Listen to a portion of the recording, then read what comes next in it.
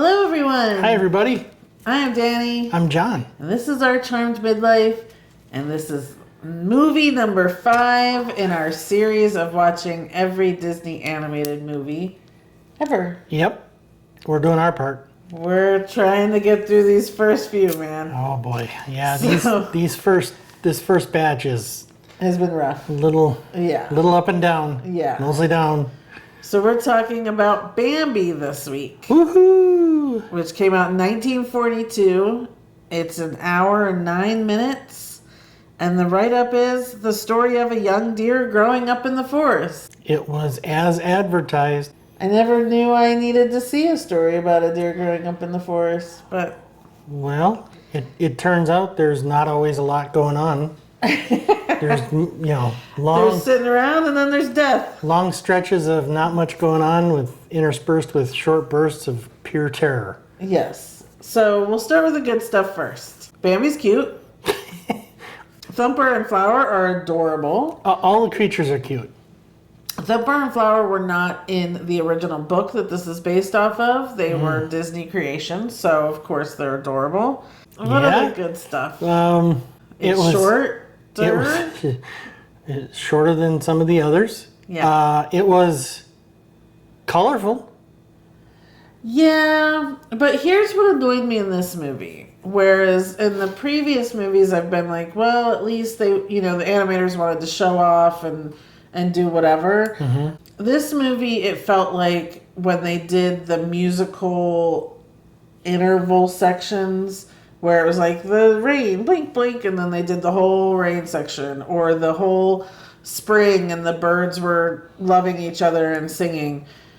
It just felt like wasted time to me.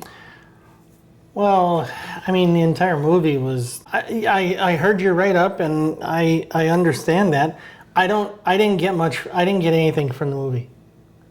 I didn't... It was interesting, I guess. It was animated. One of the main problems I had was I had always heard that in the beginning, Bambi loses his mother. In the beginning.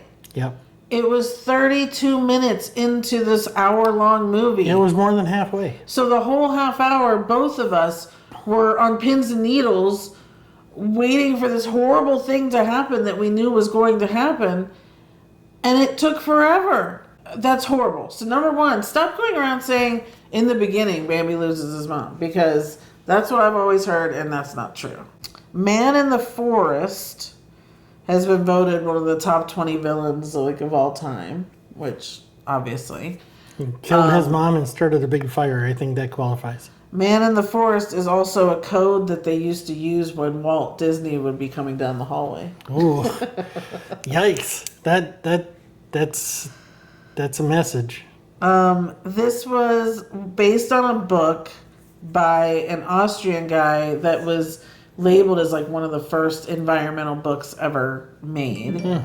In 2018, a man somewhere, did I even write it down? It was like Missouri or something. He was sentenced to jail for hunting off season or something like that, and they forced him to watch Bambi once a month. Once a month? Yeah. I mean, that is a punishment. The original novel was 293 pages, packed with blood and guts action, sexual conquests and betrayal, and the forest characters included cutthroats, miscreants, and 6 murderers. So this, Pinocchio, all these things that we've seen are based off of books that were really horrible. Why did anyone ever go, I think Walt Disney should make a movie out of it? It's kind of like Walt said, here's a challenge. Let's take this on and try to make it a laugher. It's so strange. I could see someone just going, let's just make a movie about woodland creatures, but why base it off of such a horrible sounding book? It's crazy to me. I have nothing to say. I really don't. Okay. My thing is one, I felt like they did draw it out with those musical intervals. I felt like I understand they want to put music in these things, and instead of having the main characters sing, instead this time, the singing was everywhere else in these different little songs. And I get it, and it was cute. And we saw all 4 seasons, and, we did see Bambi grow up, and then the horrible fire thing, which was also just terrifying and sad and horrible. And I'm sure I saw this as a kid. I have actually no recollection of it whatsoever. I don't either. Only the little things you always see. Like, I've always seen Thumper, in little pieces here and there, and then you see Bambi, like, on the ice. Like, those are the two things I had just seen. Again, I understand if you saw it as a kid and you just fell in love with Bambi and he's your favorite, or one of these is your favorite, and so this movie becomes your favorite. We're not trying to say that you're wrong or anything like that. It's just watching it at this age with this perspective, it's impossible to sit there and enjoy this movie. It was for me. It's so sad, and I don't ever want to watch it again. I'm getting tired of saying this, but I'm struggling for any redeeming value in this movie and the last couple. There's value in all. There's a lesson in all of these things. In Dumbo, it was the don't bully and use whatever you've got to the best of your abilities. Here, it's an entire environmental message. Don't hunt, don't kill animals. Don't start forest fires. Don't eat animals. Sorry. Don't start forest fires. I mean, I think there's lessons to each of these movies. So I understand that, especially at the time, being able to take your kids and being like, okay, what'd you learn from this movie? But I think today we can move past these and show them something else. Just show them Bluey, and they'll get better messages from that sort of stuff. Because I mean, again, I think a kid watching this would love all the creatures, would love the songs, and would sit there at a certain age and be fine. But at some point, they're going to be traumatized. Yeah. So you need to know your kid to know where that cutoff is. I certainly was. Yeah. So I'm giving it a 5 again. I think all of these first ones, I'm giving a 5 only for the artistry, for the talent of those beginning animators, and the fact that they put this sort of thing together. But as far as the story, and for me rewatching anything, it's just not going to happen. Yeah, I'm going to give it a 4. And I'm not going to say much, because if you don't have anything nice to say, don't say anything at all. Okay. I'm sorry, Please let us know what you think of Bambi. I know there's a lot of people out there that just love this movie and love these characters, and they are adorable. I'm thumping. That's why they call me Thumper.